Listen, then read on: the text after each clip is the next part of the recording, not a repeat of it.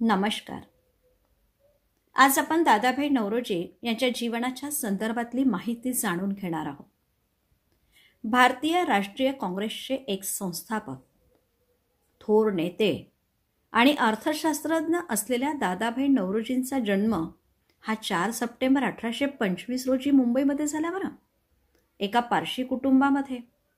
त्यांचे वडील नौरोजी पालनजी दोर्दी होते आणि त्यांच्या आईचं नाव माहिती आहे काय होतं? माणिकबाई. दादाभाई 4 वर्षाचे असतानाच मित्रांनो त्यांचे वडील जे होते ना नौरोजी पालनजी दोर्दी यांचं निधन झालेलं आहे. कल्पना करा की दादाभाई अगदी 4 वर्षाचे, स्त्रियांना स्वातंत्र्य नाही, आई शिकलेली नाही, घरामधल्या प्रतिकूल परिस्थितीमध्ये दादाभाईंचं संगोपन करणं खरं आई माणिकबाईला किती कठीण गेलं असेल ना. पण माणिकबाईंनी दादाबाईंचं संगोपन अतिशय छान पद्धतीने केलं आणि शिक्षणही पूर्ण केलं बरं. वयाच्या 11व्या वर्षी दादाबाईंचं लग्नही झालेलं आहे. ते कुणाबरोबर? तो शोराबजी श्राफ यांची एक 7 वर्षाची गुलाबी नामक कन्या होती आणि या गुलाबी नामक कन्येबरोबर 11 वर्षाच्या दादाबाईंचं लग्न झालं. आश्चर्य वाटलं असेल ना की 11 वर्षाचे दादाभाई आणि 7 वर्षाची कन्या. मित्रांनो, तो काळच बालविवाहाचा होता, त्यामुळे तेव्हा आश्चर्याची गोष्ट नव्हती. पण गुलाबी नामक कन्येबरोबर लग्न झाल्यानंतर दादाभाईंना एक मुलगा आणि 2 मुली अशी 3 अपत्य झाली. मित्रांनो, हा त्यांचा जीवनाचा परिचय. अतिशय कठीण परिस्थितीमध्ये आईने सांभाळ केलेला आहे, लग्नही झालेलं आहे, जबाबदारी कुटुंबाची येऊन पडलेली एक मुलगा आणि 2 मुलीचा हा संसार आहे. पण दादाभाईंची इच्छाशक्ती, दादाभाईंची कार्यकुशलता ही त्यांना शांत बसू देत नव्हती. एल्फिस्टन इन्स्टिट्यूशन आणि एल्फिस्टन महाविद्यालय यामधून शिक्षण घेऊन 1845 मध्ये ते त्या काळात पदवीधर झाले बरं. 1850 साली एल्फिस्टन महाविद्यालयात दादाभाईंची 2 विषयांचे सहाय्यक प्राध्यापक म्हणून नेमणूक झाली होती. माहिती आहेत ते विषय कोणते आहेत? एक आहे गणित आणि दुसरा आहे तत्वज्ञान. खरंच हे विषय आपल्याला बोरिंग वाटतात ना, पण दादाभाईंचे हे आवडते विषय. गणित आणि तत्वज्ञान या विषयाचे सहाय्यक प्राध्यापक म्हणून त्यांची नेमणूक झालेली आहे. या महाविद्यालयामध्ये प्राध्यापक पदावर नेमलेले दादाभाई हे पहिले भारतीय होते बरं. म्हणजे एल्फिस्टन महाविद्यालयातले हे पहिले प्राध्यापक आहेत भारतीय. अशा या दादाभाईंच्या विचाराच्या कार्यावरूनच तुम्हाला माहिती कळत असेल की दादाभाईंना अभ्यासाचं किती वेळ होतं. दादाभाई 1855-56च्या सुमारास कामा यांच्या लंडनमधील व्यवसायातील एक भागीदार म्हणून ते लंडनला गेले होते आणि तेथे त्यांचा Manchester cotton supply association, council of Liverpool, Athenaeum national Indian association या वेगवेगळ्या संस्थांशी अतिशय जवळचा संबंध आला. गेले होते व्यवसायासाठी लंडनमध्ये आणि तिथे वेगवेगळ्या संस्थेशी जेव्हा संबंध आला तर मित्रांनो 1865-66 पर्यंत त्यांनी लंडनच्या युनिव्हर्सिटी कॉलेजमध्ये गुजरातीचे प्राध्यापक म्हणूनही काम केले. कल्पना करा की एक व्यक्ती भारतीय लंडनमध्ये कामाला जातो आणि रिकाम्या वेळामध्ये म्हणजे आपल्याकडे असलेल्या थोड्याशा वेळामध्ये सुद्धा लंडनच्या युनिव्हर्सिटीमध्ये गुजरातीचे प्राध्यापक म्हणून काम करणारा व्यक्ती. तो काळही विचार करा. 1865 म्हणजे 1865 ते 1876 या काळात व्यवसायानिमित्त दादाभाईंच्या लंडनला अनेकदा वाऱ्या झाल्या. आता 1865 साली लंडनमध्ये WC बॅनर्जी यांच्या समवेत दादाभाईंनी लंडन इंडिया सोसायटीची स्थापनाही केली. म्हणजे बघा, एकीकडे प्राध्यापक पदाचं काम, दुसरीकडे कंपनीशी असलेलं व्यवहार, तिसरीकडे आपण पाहतो की लंडनमध्ये WC बॅनर्जी यांच्यासोबत दादाभाईंनी तिथे एका सोसायटीची स्थापना केली आणि ती पण सोसायटी कोणती आहे? London India society. 1907 पर्यंत म्हणजे 1865 मध्ये स्थापन झालेल्या या सोसायटीचे दादाभाई अध्यक्ष आहे. 1907 पर्यंत ते अध्यक्ष होते. या त्यांच्या अध्यक्षपदावरून त्यांच्या कार्याची आपल्याला कल्पना येतच आहे, कारण त्यांच्या कार्यामुळेच त्यांच्याकडे हे अध्यक्षपद 1907 पर्यंत टिकून राहिलं. 1862 दादाबाई हे कामा अँड कंपनीतून बाहेर पडले. म्हणजे लंडनला जाण्याचं निमित्त कामा कंपनीच होती, परंतु कामा कंपनीमधल्या जेव्हा व्यवहाराचा विचार त्यांनी केला त्यांना ते न आवडल्यामुळे 1862 ते कामा अँड कंपनीतून बाहेर पडले. बरं, त्यांनी दादाभाई नौरोजी अँड कंपनी अशी स्वतःचीच नावाची एक कंपनी उभारली. म्हणजे इतरांच्या कंपनीमध्ये काम करण्यापेक्षा आपल्या ज्ञानाचा, आपल्या विचारांचा फायदा आपल्याच कंपनीला करून देण्याच्या उद्देशाने दादाभाई नौरोजी अँड कंपनी अशी स्वतःचीच एक कंपनी त्यांनी उभी केली. 1866 त्यांनी लंडनमध्ये ईस्ट इंडिया असोसिएशन या संस्थेची स्थापना केली. कल्पना करा, 1862 कंपनीतून बाहेर पडतायत. 1865 त्यांनी लंडनमध्ये एक लंडन इंडिया सोसायटी नावाची संस्था स्थापन केली. पुन्हा पुढच्याच वर्षी 1866 लंडनमध्ये एक ईस्ट इंडिया असोसिएशन या संस्थेची स्थापनाही केली आणि या संस्थेचे ते सचिवही होते. म्हणजे अतिशय जबाबदारी सांभाळणारे दादाभाईंचं कार्य आपल्या लक्षात येतं. एकीकडे अध्यक्षपदाची धुरा, दुसरीकडे सचिव पदाची धुरा, तिसरीकडे स्वतःची कंपनी उभारलेला हा व्यक्ती 1873 भारतीय अर्थकारणाविषयी नेमलेल्या संसदीय समितीपुढे, ज्याला फॉसेट कमिटी म्हटली जात, या फॉसेट कमिटीसमोर दादाभाईंनी साक्ष दिली होती. ही समिती देखील त्यांच्या परिश्रमाचंच फलित होतं, हेही विसरायला नको. कारण त्यांच्याच परिश्रमामुळे फॉसेट कमिटी स्थापन झाली आणि या कमिटीसमोर दादाभाईंनी साक्ष दिली. या समितीपुढे दिलेल्या साक्षीत दादाभाईंनी भारतातील करभार प्रमाण जे आहे ना, टॅक्सचं प्रमाण सर्वाधिक असून भारतीयांचं सरासरी वार्षिक उत्पन्न केवळ 20 रुपयेच असल्याची पुराव्यानिशी सिद्ध करून या समितीसमोर दाखवलं. म्हणजे संसदीय समितीपुढे भारतातील करभाराचं प्रमाण किती जास्त आहे आणि कशा पद्धतीने भारतातील सरासरी वार्षिक उत्पन्नाच्या तुलनेमध्ये कराचं प्रमाण किती जास्त आहे हे पुराव्यानिशी सिद्ध करून दाखवणारा एक भारतीय अर्थतज्ज्ञ म्हणूनच दादाभाईंची ओळख आपण म्हटली पाहिजे. दादाभाईंची 1874 बडोदे संस्थानचे दिवाण म्हणून नियुक्ती झाली. तथापि एका वर्षातच महाराज आणि रेसिडेंट यांच्याशी उद्भवलेल्या मतभेदामुळे त्यांनी दिवाण पदाचाही राजीनामा देऊन टाकला. म्हणजे कुणाचीही मर्जी सांभाळायची म्हणून काम करणं हा त्यांचा स्वभावच नव्हता.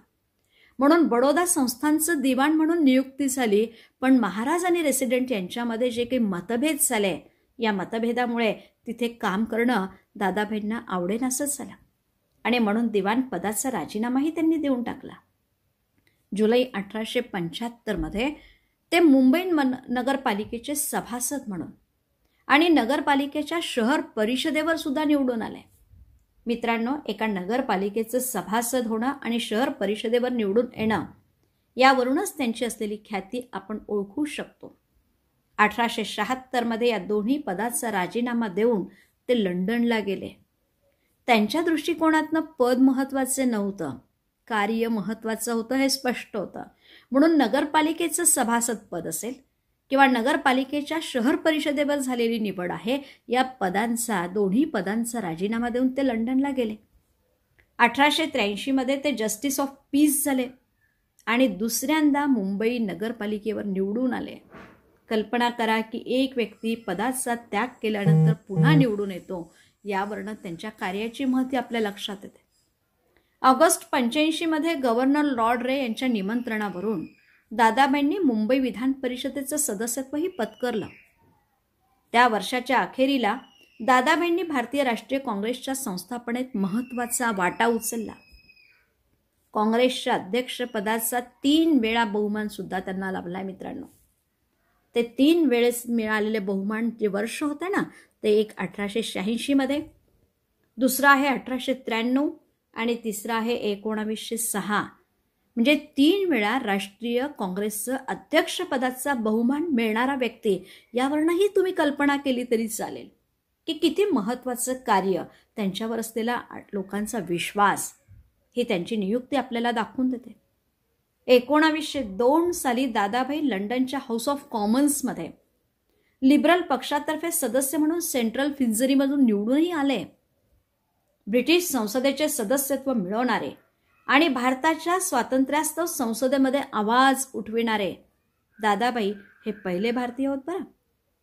दादाभाईंची 1897 royal commission on Indian expenditure या सेल्बी यांच्या अध्यक्षतेखाली नेमलेल्या आयोगावर एक सदस्य म्हणून नियुक्तीही झाली. या आयोगापुढे त्यांनी साक्षही दिली. 1898 इंडियन करन्सी कमिशनला त्यांनी आपली 2 निवेदनं सादर केली.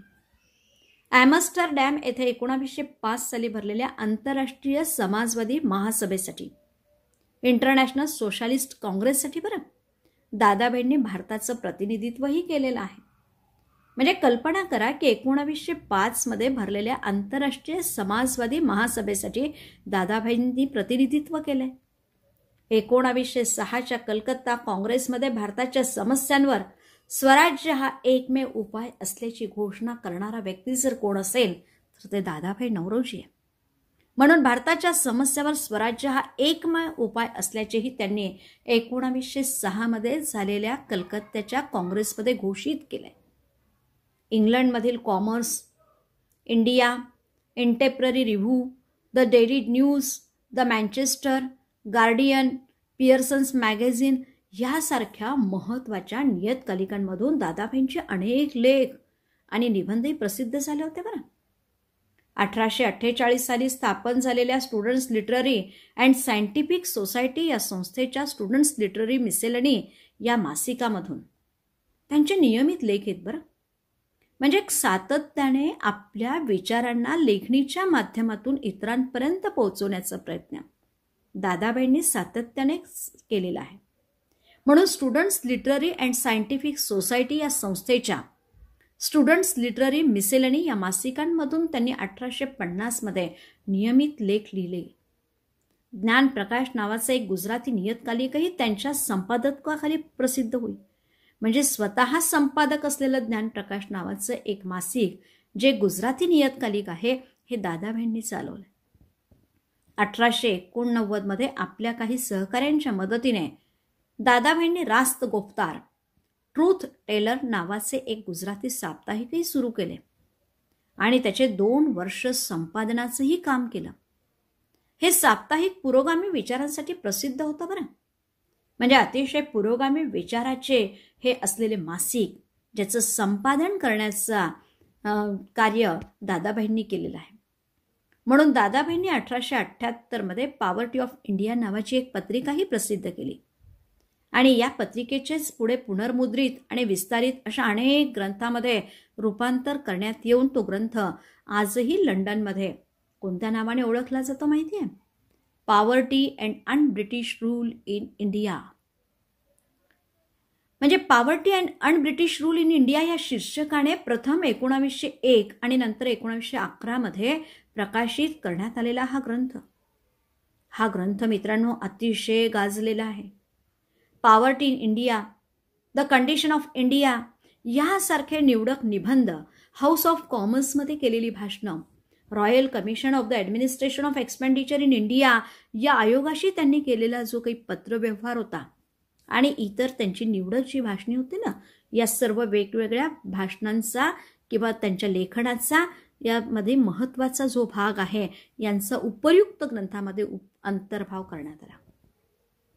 या ग्रंथातून दादाभाईंनी भारताचे राष्ट्रीय उत्पन्न, भारताचे दारिद्र्य, भारतातील करनीती, भारताचे आर्थिक शोषण हा सिद्धांत ज्याला आपण ड्रेन थेरी म्हणून ओळखतो अशा मौलिक समस्यांचा उहापोह आपल्या वेगवेगळ्या ग्रंथांमधून केलेला आहे. भारतीय अर्थशास्त्रीय विचारधारेमधील दादाभाईंचं मौलिक कार्य म्हणजे त्यांनी केलेल्या भारताच्या राष्ट्रीय उत्पन्नाचं निर्धारणच बरं. निरनिराळी मंडळे, समित्या, संस्था आणि यामधून त्यांनी दिलेली व्याख्यानं दादाभाई नौरोजींची स्पीचेस अँड रायटिंग्स या शीर्षकाखाली ग्रंथ निविष्ट झाली आहेत. म्हणजे त्यांच्या विचाराला एवढं महत्त्व होतं की त्यांचे निबंध म्हणा किंवा त्यांनी लिहिलेले लेख आहे, त्यांची भाषणं आहे ती आज ग्रंथरूपाने प्रसिद्ध झालेली. द राईट ऑफ लेबर या शीर्षकाने दादाभाईंनी औद्योगिक आयुक्तांची नेमणूक आणि कामगारांना संरक्षणाचा हक्क या दोहोंसंबंधी एक योजना प्रसिद्ध केली होती. जर या योजनेचे अधिनियमात रूपांतर झाले असते ना तर सर्व वेतनधारकांना न्याय मिळाला असता बरं, आणि औद्योगिक शांतता प्रस्थापित होण्यासाठी सुद्धा मदत झाली असती. ब्रिटिशांनी चालवलेल्या हिंदुस्थानच्या आर्थिक प्रशासनाबाबत दादाभाई कठोर टीकाकारांची भूमिका घेत असत. या प्रशासनावर करण्यात यावयाच्या खर्चाचे सुयोग्य वितरण होत नसल्याची त्यांची तक्रार होती. कारण ब्रिटिश गव्हर्नमेंट स्वतःवर मोठ्या प्रमाणावर पैसा खर्च करतायत आणि या खर्चाचं सुयोग्य वितरण पण नसल्यामुळे त्यांनी सातत्याने तक्रारही केलेली आहे. प्लेग, दुष्काळ यासारख्या संकटांचं निवारण करण्याच्या अथवा त्यांच्या प्रतिबंधक उपाययोजनेच्या कामी सरकार फार कमी पैसे खर्च करत आहे अशी तक्रारही दादाबाईंनी केलेली आहे. दादाबाईंचं मत होतं की ब्रिटिश गव्हर्नमेंट आमच्या भारतीय समस्यांकडे लक्ष देत नाही. दादाबाईंचा आर्थिक स्वयंपूर्णतेवर तसेच कुटीरोद्योगाच्या महत्त्वपूर्ण स्थापनावर विश्वास होता.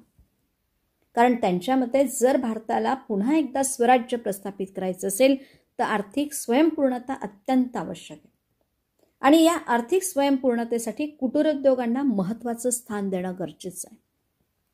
अनैसर्गिक आर्थिक गोंधळात रुतलेल्या भारताला केवळ स्वदेशी उद्योगधंद्या वाचून पर्याय नाही, म्हणजे स्वदेशी उद्योगधंदाच केवळ भारताला वाचवू शकेल असे त्यांचे ठाम मत होते. आणि असे असूनही देशातील महत्त्वाच्या आणि मूलभूत उद्योगांच्या उभारणीसाठी प्रगत यंत्रसामुग्रीचा वापर करण्यासही त्यांनी कधी विरोध केलेला नव्हता. म्हणजे एकीकडे स्वदेशीचा वापर करा आणि स्वदेशीशिवाय पर्याय नाही लघुउद्योगाला स्थान देणाऱ्या दादाभाई नौरोजींनी मात्र दुसरीकडे मूलभूत उद्योगांच्या उभारणीसाठी प्रगत यंत्रसामुग्रीचा वापरही केलेला आहे. कारण त्यांना परिस्थितीशी तडजोड कशी करावी हे चांगलं माहीत होतं. दादाभाईंनी जमशेदजी टाटांना लोखंड आणि पोलाद कारखाना उभारण्याच्या समयी भारतीय जनतेकडून भांडवल गोळा करण्याचे आवर्जून आव्हानही केलेले आहे.